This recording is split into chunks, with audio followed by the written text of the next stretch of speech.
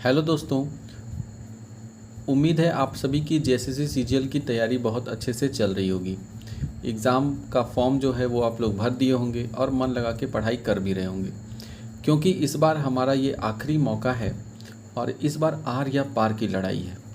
ठीक है, और अगर इस बार नौकरी हो गया तो ज़िंदगी संवर जाएगा और नहीं हो गया तो फिर बिखर जाएगा।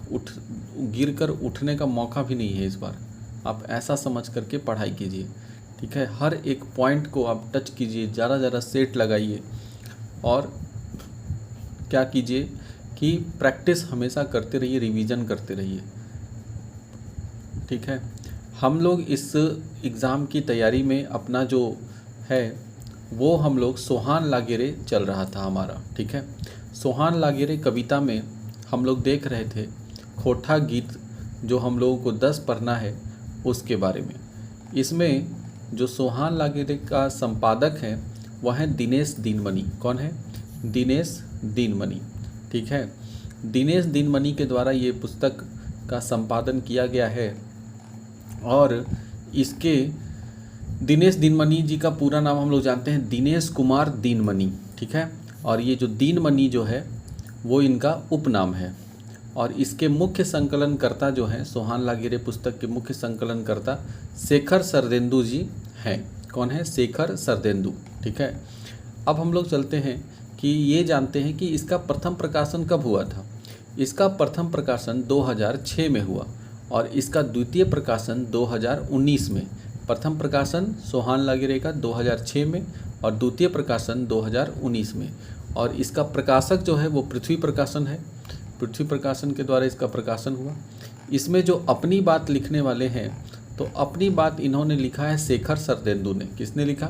शेखर सरदेंदु। और शेखर सरदेंदु हैं कौन? तो ये संयोजक हैं। कहाँ के? मांदर सांस्कृतिक दल कसमार बोकारो के। ठीक है, इसमें जो हम लोग को पहली कविता गीत पढ़ना था वह था मांदर बाजेरे बांसी बाजेरे। यह गीत हम लोग पढ़ चुके हैं, बहुत ही मधुर गीत था। आज हम लोगों को इसके दूसरा गीत पढ़ना है। दूसरा गीत क्या है? दूसरा गीत दिनेश दिनमणि के द्वारा ही लिखा गया है। 12 डी बोकारो के रहने वाले हैं और यह है बोने पाकलई सैया कोयर। क्या नाम है? बोने पाकलई सैया कोयर। कोयर का मतलब होता है बेर। बेर हम लोग जानते हैं बहुत ही खट्टा मीठा लगता है, मस्त एकदम बैर। तो बोने मतलब जंगल में जब बैर पक जाता है तो सैया मतलब अपने प्रिय को, अपने पति को, पति पत्नी के बीच का यहाँ बात है। देखिए, जो सबसे मधुर संबंध होता है पति पत्नी का होता है कि नहीं? नोक झोंक चलता है, लड़ाई झगड़ा, रूठना मनाना सब चलता है। पति पत्नी का जो संबंध है, कहा जाता है जो पति पत्नी का रिश्ता है वो भगवान ईश्वर जो है वो ऊपर बना देता है, स्वर्ग में बनता है जोड़ियाँ, और यहाँ बस उसको तलाशा जाता है। तो लेकिन शादी के बाद पति जो है अपनी पत्नी की कई बातों को नज़रअंदाज करता है, कई बातों को इग्नोर करता है, उसकी कई चीज़ों को क्या करता है, टालने का कोशिश करता है, हज़ार तरह के बहाने बनाता है। ठीक है, अब पत्नी जब हर चीज़ का जवाब देती है कि नहीं ऐसे नहीं, ये हो जाएगा, कोई दिक्कत नहीं है, ये कर लेंगे हम लोग, वो कर लेंगे, तो पति फिर दूसरा बहाना निकालता है। मतलब वो अगर पत्नी जो है बोलती है कि चलिए आज शॉपिंग करने, तो पति 50 बार नहीं आज मेरा सर दर्द है, नहीं अभी बारिश होने वाला है, नहीं ये मौसम है, नहीं गर्मी बहुत है, अरे तब तुम्हारा तबीयत खराब हो जाएगा। जाने का मन पति का खुद नहीं है, लेकिन वो पत्नी के ऊपर बोलता है कि तुम काली हो जाओगी, धूप लग जाएगा, बारिश में भीग जाओगी, जुकाम हो जाएगा। तो इस तरह से करके क्या करता है, उसको मनाने का कोशिश करता है कि किसी तरह शॉपिंग ना जाए। और तो यहाँ पे जो है एक पत्नी जो है उसका मन करता है कोयर खाने का, बैर खाने का, तो वो अपने पति से कहती है और फिर उसका पति फिर उसको हज़ार तरह के बहाने बनाता है कि किसी तरह यह जाने से मना कर दे ताकि घर पे ही आराम से रहें, समय बिताएं। तो इसमें यही है पूरा सारांश में, एक पति पत्नी के बीच का संवाद है, मधुर संवाद है, नोक झोंक भरा संवाद है, और किस तरह से आखिर इस दोनों में मानता कौन है, तो ये हम लोग इस वीडियो में देखेंगे। तो चलिए एक कविता, हमारा जो गीत है वो गीत हम लोग शुरू करते हैं। पत्नी शुरू में कहती है, सैया चला चला न हो बोने पाकलई सैया कोयर, सैया चला चल न हो बोने पाकल सैया कोइर। बाछी बाछी पाकल पाकल, बाछी बाछी पाकल पाकल, तोरब खोइछा भोइर सैया चल, चल न हो बोने पाकल सैया कोइर। तो जवाब में पति बोलता है, बड़ी कठिन धनी बोना के डहरा, बड़ी कठिन धनी बोना के डहरा।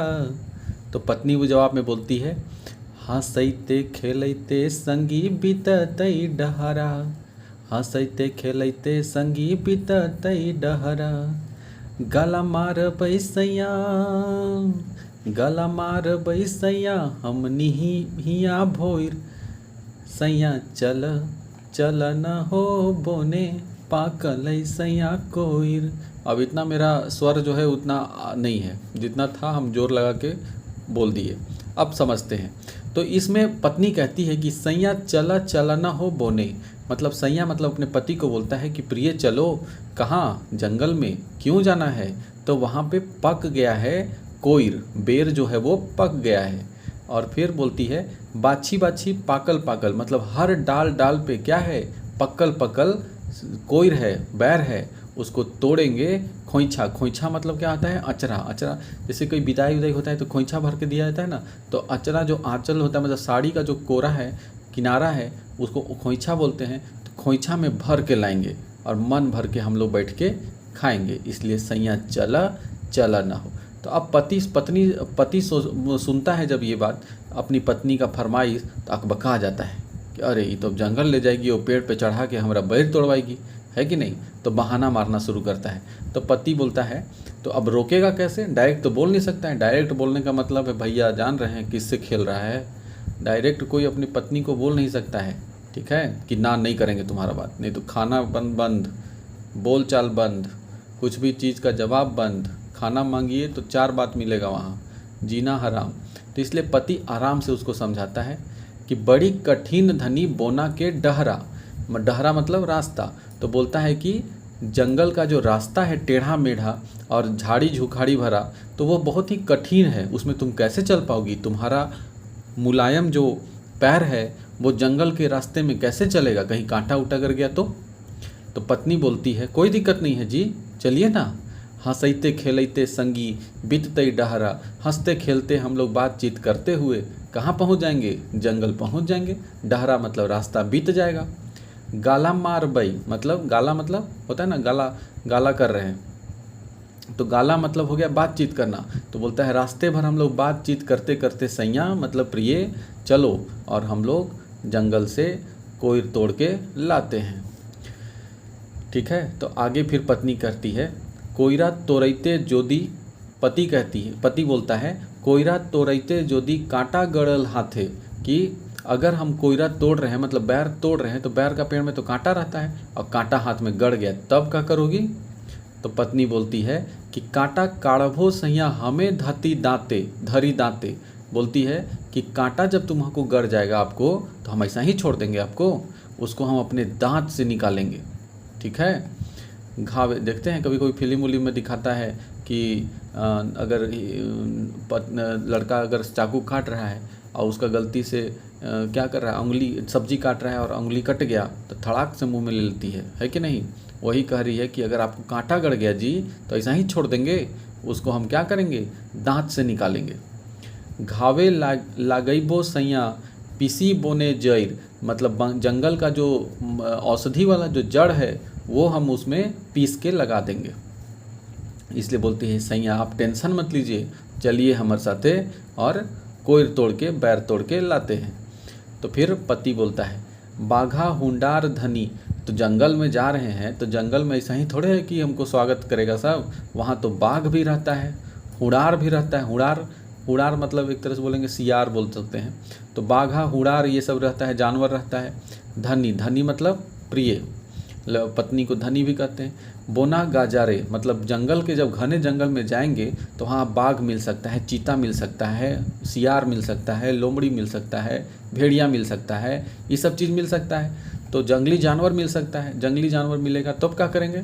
तब पत्नी कहती है घात कर ले सैया, अगर हम पे वो घात करेगा, ठीक है, घात मतलब अटैक अगर हम पे कर दिया, देख लिया हमको और अटैक कर दिया, तब कह रहे बिंधवई काड़े, काड़े मतलब धनुष, तीर धनुष से, तो तीर धनुष से उसको बिंधेंगे, पहले बिंधेंगे मतलब मारेंगे, ठीक है। और उसके बाद पिटवई कुर्थी पिटा, पारस ठेंगा टोई, पारस का जो है क्या करेंगे, परास का पत्ता तो परास का डंटा तोड़ के, जड़ी तोड़ के निकालेंगे और उससे जैसे कुर्थी के दाल पीटल जाता है वैसे उसको पीट के मारेंगे, ठीक है।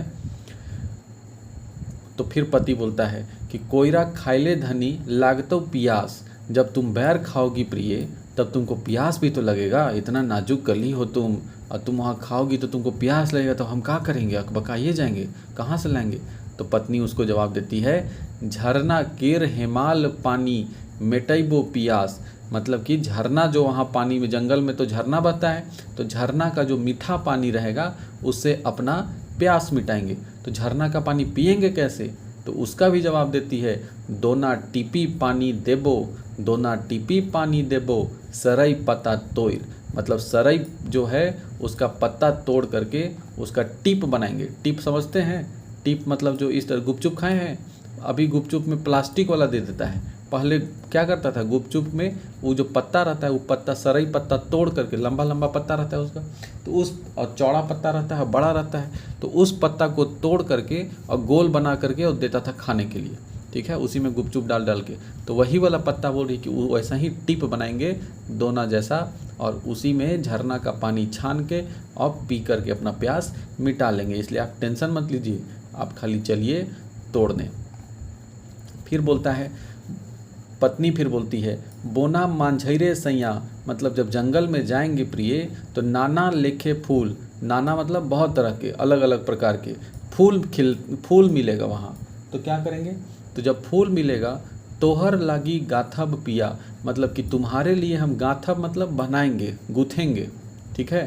क्या गूँथेंगे, अति सुंदर माला, खूब सुंदर माला बनाएंगे। हमहू गोजब फूला, यहाँ तक कि आपके लिए तो सुंदर माला बना देंगे, और हम क्या करेंगे, हम भी एक फूला मतलब फूल का जो है गोछा बनाएंगे, गुच्छा बनाएंगे, फूल का माला बनाएंगे और उसको अपन खोपा में, खोपा मतलब समझ रहे हैं, औरत लोग अपना बाल को गोल गोल घुमा करके पीछे जो बना देती है उसको कहते हैं खोपा। तो खोपा भोर मतलब उसमें जैसे गजरा लगाया जाता है, तो गजरा जैसा फूल को अपने खोपा में लगा लेंगे, बाल का जो जूड़ा होता है उसमें लगा लेंगे। सैया चल चल न हो बोने पाकलई सैया कोयर, तो कोयर पक गया है इसलिए चलिए। सैया चला चला ना हो, इसलिए जी तो कर लेती है कि चलिए ना जी, जी चलिए ना, सब तो हो ही गया है, अब क्या दिक्कत है, अब तो आपको कुछ नहीं परेशानी होगा, खाली तोड़ के खिला दीजिए ना। तो पति कहता है ठीक है चलो, धनी चाले ना गे बोने तोयर बई सैया कोयर। तो लास्ट में पति भी अपनी पत्नी का इतना रिक्वेस्ट मान करके, इतना जिद करती है उसको मान लेता है और कहता है धनी चलो चलो चलो तुमको खिलाइए देते हैं बोन का तोड़ करके, ठीक है। तो ये हो गया। अब हम लोग इसका एक और कविता जो है वो भी देखेंगे, जो शांति भारत का लिखा हुआ कविता है। शांति भारत चौफांद बोकारो के रहने वाले हैं और इनका कविता है सोहान लागेरे। सोहान लागेरे, सोहान का मतलब क्या होता है, सोहान मतलब सुहाना। तो ये हमारी धरती प्राकृतिक सौंदर्य का वर्णन इसमें किए हैं, और इसमें जो वर्णन किए हैं वो बोलते हैं कि हमारा जो प्रकृति है, भगवान ने इतना सुंदर बनाया है प्रकृति को कि बहुत ही सुहाना लगता है, ठीक है। तो इसमें हम लोग देखेंगे गीत में सोहान लागे रे, मतलब सुहाना लगता है भैया, बहुत सुहाना लगता है। जब कभी भी आप सुबह सुबह उठ करके और थोड़ा सैर पे जाइएगा तो आपको जब हर मौसम में, चाहे वो गर्मी का मौसम हो, ठंडा का मौसम हो, चाहे बरसात का मौसम हो, वसंत ऋतु हो, चाहे पतझड़ की ऋतु हो, कोई भी मौसम अगर आप जाइएगा तो हर समय उस आपको तरह तरह के अलग अलग प्रकार के अनुभव होगा। जैसे बरसात में जब जाते हैं तो चारों तरफ आपको हरियाली देखने को मिलेगा, ठीक है। हरियाली देख करके मन प्रसन्न हो जाएगा। सुबह सुबह अगर बरसात में आप जाते हैं, अभी वर्षा ऋतु का समय है, धीरे धीरे मानसून हमारे झारखंड में प्रवेश कर रहा है।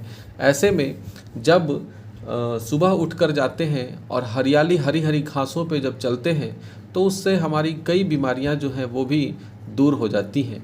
मन शुरू हरियर हो जाता है, मतलब प्रसन्न हो जाता है। नहीं बोलते हैं मन हरियर लग रहा है आज, तो क्यों बोलते हैं? क्योंकि मन में हरियाली रहना मतलब खुशमिजाज मौसम सुबह शुरू रहना। नहीं तो लेट से उठिएगा 10 बजे तो ऐसा ही चिड़चिड़ाइल रहता है, ठीक है। तो इसलिए हमें अपने दिमाग को, मस्तिष्क को निश्चिंत रखना चाहिए और प्रकृति का आनंद लेना चाहिए। असली सुंदरता कहाँ है? भले ही शहरों में बड़े बड़े बिल्डिंग, ऊंचे बिल्डिंग हैं, लेकिन असली सुंदरता जो है वो तो गाँव में ही मिलता है कि नहीं? तो इसलिए शांति भारत जो है वो गांव की सुंदरता, हमारे पृथ्वी की सुंदरता को बताते हैं। बोलते हैं कि सोहान लागे रे, सोहान लागे रे, सुहाना लगता है, बहुत ही सुहाना लगता है। क्या सुहाना लगता है? धरती किर अचरा। अचरा कहने का मतलब है धरती जो हमारी भूमि है, अचरा मतलब क्या? भूमि। तो धरती की भूमि जो है बहुत ही सुहाना लगता है, सुहान लागे रे। क्यों सुहाना लगता है भाई? तो बताते हैं आगे।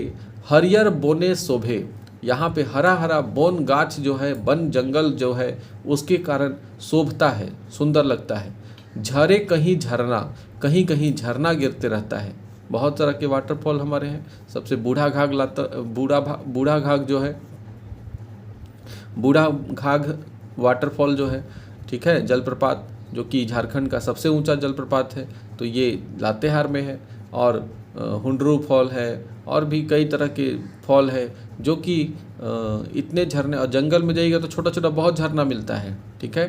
तो इसलिए बोलता है कि कहीं कहीं हरियर जंगल है पूरा, और कहीं कहीं झरने जब गिरते हैं, झार बोने गीत गूंजे। तो इनके जो झरना गिरने का आवाज़ है उससे लगता है जैसे जंगल में क्या होता है, गीत बज रहा है। गूंजे घर के अंगना, और इन गीतों से घर का आंगन तक क्या होता है, गूंजने लगता है, ठीक है। घर के आंगन तक प्रसन्न रहते हैं। घर के आंगन तक रहने वाले लोग जो गांव देहात में हैं सब खुश रहते हैं, क्योंकि इसे केवल जंगल ही नहीं, घर का आंगन भी गीतों से गूंजता है। गाछे पाते जिंदगी हंसे, और बोल रहा है कि जब हवाएं चलती हैं तो पेड़ पौधे के जो पत्ते हैं वो हिलते हैं, तो ऐसा लगता है जैसे कि कोई वहाँ पे ज़िंदगी जो है असली वही है, वही मुस्कुरा रहा है। मांदर बाजे रे, मांदर बाजे रे। और चूँकि मांदर हम लोग जानते हैं कि झारखंड का एक प्रमुख क्या है, वाद्य यंत्र है, और हर त्यौहार में मांदर बजता है, इसलिए कहा जा रहा है कि मांदर बाजे रे। मतलब कि मांदर के थाप से पूरा झारखंड की धरती क्या होता है, गूंजने लगती है, मनोहर हो जाती है। धरती के अचरा सोहान लगे रे। और इस तरह से त्योहारों के मौसम पर धरती का आंचल क्या हो जाता है, मांदर के थाप से, जंगल में झरनों की आवाज़ से, हरे हरे जंगल से सुहाना हो जाता है, ठीक है। आगे चलते हैं। आगे कह रहा है कि सरगम बरसे सोलो सिंगार। जो सरगम है, सरगम मतलब क्या? सरगम का मतलब तो होता है एक तरह का बजाने वाला यंत्र है जिससे सातों स्वर निकलते हैं। तो लेकिन यहाँ पे सरगम बरसे मतलब कि बारिश का बात हो रहा है। जब बारिश बरसता है, जब बारिश होता है तो उस समय देखिएगा वो पृथ्वी का 16 श्रृंगार कर देता है। क्यों? क्योंकि गर्मी में जब पृथ्वी की धरती पूरा गर्म होकर तप जाती है, झुलस जाती है गर्मी से, उस समय जब बारिश होता है तो बारिश, और पहली बार जब बारिश होता है, जब गर्मी के बाद पहला बारिश होता है तो धरती से जो गंध निकलता है वो सूंघे हैं कितना एकदम मस्त सोंध जो गंध होता है वो आता है। सूंघ के लगता है जैसे कि एकदम कितना अच्छा सुगंध है। वैसा तो कोई परफ्यूम सेंट भी नहीं होगा जैसा धरती का गंध होता है। तो वही कह रहा है कि जब बारिश होता है, सरगम बरसे, बारिश जब बरसता है, वर्षा जब होती है तो धरती का 16 श्रृंगार करती है। तरह तरह के छोटे छोटे जो पेड़ पौधे हैं उनमें जीवन का संचार हो जाता है। जीवन के लिए वो जो गर्मी से झुलसने लगते हैं, तो जैसे ही बारिश की बूंदें उन पे पड़ती है तो वो क्या होता है, नया जीवन उसमें आ जाता है कि नहीं। छोटे छोटे घास फूस जन्मने लगते हैं, चारों तरफ हरियाली छा जाती है। रिमझिम रस चुवई बागे बहार, और उस समय रिमझिम बारिश से जो बाग में होता है, जो बगीचे हैं, बाग बगीचा जो है वो बहार आ जाती है उसमें, ठीक है। खोपे खोसई सरई फूल, सरई फूल जिसको बाल में लोग लगाते हैं। अक्सर नृत्य करते समय देखे होंगे महिलाएं बाल में अपना सरई फूल खोसती हैं, बहुत ही सुंदर लगता है उजले कलर का। तो सरई फूल को खोपे, खोपे मतलब महिलाएं जो जूड़ा बनाती है उसमें खोस करके लगा करके सरई फूल को, और रूप साजे रे, और अपना रूप सजाती है महिलाएं, धरती के अचरा सुहान लागे रे, और इस तरह से धरती जो है वो सुहाना लगता है। देखिए, ऑर्डिनरी जो चीज़ें हैं उनको लेने का कोई ज़रूरत ही नहीं है। आप चाहेंगे तो अपने पूरे शरीर का जो है वो सौंदर्य निखार सकते हैं, अपने पूरे शरीर का श्रृंगार कर सकते हैं प्राकृतिक रूप से। प्रकृति में हर चीज़ मौजूद है और वही चीज़ों का इस्तेमाल करके ब्रांडेड ये जो ऑर्डिनरी जो चीज़ मिलता है मार्केट में, वो उसी प्राकृतिक चीज़ों को महंगा दामों पे इतना बेचता है, ठीक है। और उसमें बहुत सारा केमिकल ये सब भी मिला हुआ रहता है। तो इसीलिए लेखक कहते हैं कि खोपे खोसई सरई फूल, जो सरई फूल है उसको अपने खोपा में खोस करके, अपने बालों में जूड़ा में लगा करके और 16 श्रृंगार करते हैं महिलाएं। फिर आगे है, अखरे अंकुर फूटी गीत बन जाहे। अखरा में क्या होता है, अंकुर फूटी गीत बन जाहे। अखरा में लोग जमा होते हैं वहाँ पे, और उस समय अंकुर मतलब कि जब नए नए फसलों में लगाया हुआ रहता है, उस समय जब अंकुर फूटता है तो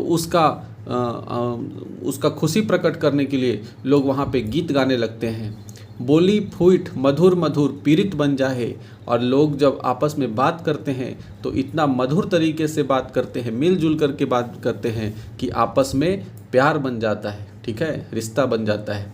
आधी राती कोयल कूके रसिक जागे रे, बोल रहा है कि आधी रात में कोयल की जो बोलने की आवाज़ आती है उससे तो पूरा वातावरण में रस घुल जाता है, मधुर हो जाता है कि नहीं। कोयल का इतना मीठा आवाज़ जब चलता है तो पूरा देखिएगा कि आसपास का माहौल ही मीठा हो जाता है। लोग कोयल की आवाज़ सुन करके कभी किसी को देखें गुस्सा होकर के उसको भगाते, लेकिन कौआ बेचारा छत पे बैठ के दिन भर काएँ काएँ करते रहता है, भाग रे कौआ भाग कह के सब भगा देगा, लेकिन कोयल बोलते रहेगा तो कभी नहीं भगाएगा। मतलब क्या है कि अगर आपकी बोली मीठी होगी, मधुर बोली, तो वो सबको आप प्रिय लगिएगा, और जहाँ आप कर्कश बोली बोलना शुरू किए तो सबको क्या हो जाएगा, तीता लगना शुरू हो जाएगा। धरती के अचरा सुहान लागे रे, धरती का जो अचरा है, धरती जो जमीन है वो इसी तरह सुहाना लगता है। सुहान लागे रे, सुहान लागे रे, धरती के अचरा सुहान लागे रे। और इस तरह से धरती जो है बारिश के मौसम के बाद सुहाना हो जाता है, ठीक है। तो यही था सुहान लागे रे गीत। इस तरह से हम लोगों ने 2 गीत कंप्लीट कर दिया। एक सुहान लागे रे गीत जो कि शांति भारत का लिखित गीत है, और दूसरा कौन सा गीत है, बोने पाकलई सैया कोयर।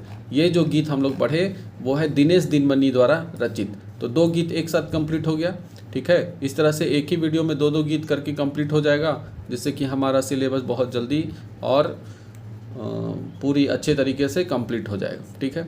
तो कविता के भाव हर पढ़ने वाले का अपना अलग अलग हो सकता है। कवि जो लिखे होंगे उनका भाव लिखने का अलग हुआ होगा, और हम जो समझाए मेरा भाव कोई अलग है, कोई और अगर समझाएगा उसका भाव उसके अनुसार, उसके सोच के अनुसार। तो कविता का भाव जो होता है वो सोच के अनुसार अपना बनते जाता है, ठीक है।